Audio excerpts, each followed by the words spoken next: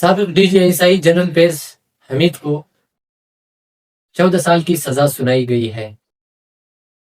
اگر آپ کو یہ لگتا ہے کہ پاکستان کی ملٹری عدالتوں میں انصاف ہو رہا ہے تو آپ کو مبارک ہو، کیونکہ آپ کے دماغ کو ہائی جیک کر لیا گیا ہے۔ جنرل فیض حمید سے پہلے بھی جتنے جرنیل تھے کسی کو سزا نہیں سنائی گئی۔ جنرل فیض حمید سے بعد میں جتنے بھی ڈی جی آئی ایس آئی تھے یا آرمی چیف تھے، سب نے سیاست میں مداخلت کی، لیکن کسی کو سزا نہیں سنائی گئی۔ جنرل فیض حمید کے بعد ندیم انجم، سب سے زیادہ مداخلت فیض حمید سے ندیم انجم نے کی تھی، لیکن اس کو سزا نہیں ہوئی۔ جنرل باجوہ جو فیض حمید کے ساتھ ملا ہوا تھا، اس کو بھی سزا نہیں سنائی گئی۔ ہر ایک نے سیاست میں مداخلت کی، کسی کو سزا نہیں سنائی گئی، لیکن جنرل فیض کو سنائی گئی، کیونکہ عوام کو بیوقوف بنانے کے لیے اور عوام کو یہ دکھانے کے لیے کہ عدالتوں نے کبھی انصاف نہیں دیا، عدالتوں سے انہوں نے طاقت لی اور اب ملٹری عدالتوں کو قائم کیا۔ ملٹری عدالتوں میں اب یہ ثابت کرنا چاہتے ہیں کہ ملٹری عدالتوں میں انصاف ہو رہا ہے۔ کوئی انصاف نہیں ہے، کسی کو بھی انصاف نہیں دیا۔ فوج کے اندر جس نے بھی کرپشن کی بغاوت کی، سیاسی مداخلت کی بغاوت کی، ان کو جیلوں میں ڈالا ملٹری عدالتوں نے، کیونکہ ایک شخص کے انڈر کنٹرول ہے ملٹری عدالتیں۔ جو آرمی چیف ہے سید عاصم منیر، یہ بھی سیاست میں مداخلت آپ بھی کر رہے ہیں اور پہلے بھی کی ہے۔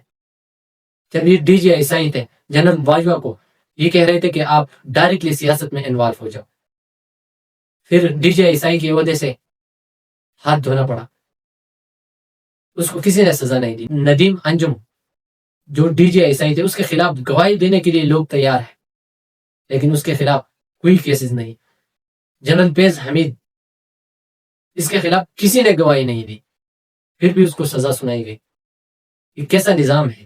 عدلیہ سے تو انہوں نے آزادی چھین لی، پھر اب یہ ثابت کرنا چاہتے ہیں کہ انصاف ملٹری عدالتوں میں ہوتا ہے۔ کوئی ملٹری عدالتوں میں انصاف نہیں ہوتا، آج تک بالکل ہوا نہیں ہے اور نہ ہوگا۔ یہ جو ان کے خلاف بغاوت شروع ہے، اس بغاوت کو ختم کرنے کے لیے عوام کو بیوقوف بنا رہے ہیں۔ بھرپور کوشش ہو رہی ہے کہ کسی طرح اپنے خلاف جو بغاوت ہے اس کو روکا جائے، لیکن یہ روکتی نہیں ہے، کیونکہ اب پورے پاکستان کو پتہ ہے کہ سیاست میں مداخلت ہر جرنیل نے کی ہے اور کرتے بھی ہے۔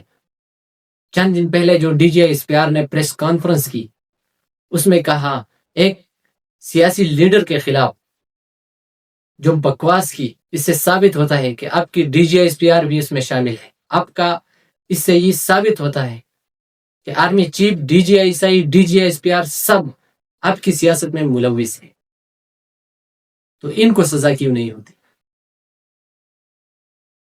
کسی کو سزا نہیں ہوتی۔ جنرل فیض کو بطور ہتھیار استعمال کر رہے ہیں تاکہ اسے ہم ایک سیاسی لیڈر کے خلاف استعمال کریں، عوام کو بیوقوف بنائیں، لیکن ایسا کبھی نہیں ہو۔